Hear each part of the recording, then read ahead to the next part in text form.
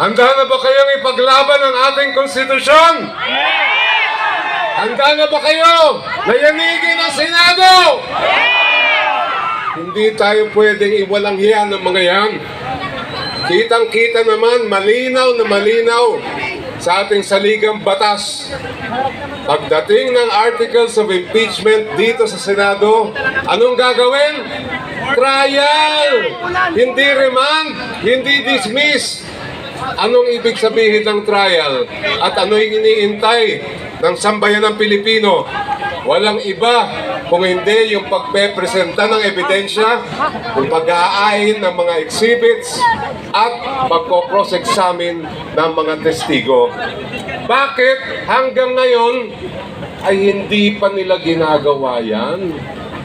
It does not take even a grade 5 schooler na basahin yung konstitusyon at makikita niya agad doon magkaroon ng trial sa impeachment ni VP Sara Duterte ngayon at ngayon din. Alam nyo, sa ingay, sa lahat ng mga gulo na nangyayari ngayon, maraming nakakalimot kung saan nanggaling ang impeachment. Ang impeachment complaint na yan ay hindi lang po gawa-gawa ng kung sino-sino. Ang impeachment complaint na yan ay nakabase sa mga papeles na inimbestigahan ng Kongreso na lumalabas na may kung ano-ano mga pangalan.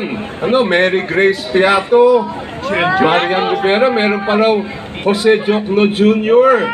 At ngayon, sasabihin ko na sa inyo hindi ako yon, hindi mansiminsan ako tumanggap dyan sa mga puwisit na confidential funds na yan. Dapat yun ang kailangan natin tutukan. Ilabas nila ang ebidensya para mismo ang sambayan ng Pilipino, ang ordinaryong mga mamamayan, ang maghuhusga kung talagang nagkasala si Vice President Sara Duterte. But alam nyo, all is not lost. Kasi dapat, bigyan din natin pugay yung Fantastic Five. Diba? Yung 5 senador, 3 sa kanila ay senadora na bumoto laban sa pag-remand ng impeachment articles. At para hindi tayo magkamali, unang-una, syempre, at proud na proud ako sabihin, kasama ko siya sa akbayan. Palakpakan naman natin si Senadora Risa Ontiveros! Susunod naman si Senator Grace Poe, Senator Nancy Binay, Senator Sherwin Gatchalian, at si Senate Minority Leader Coco Pimentel.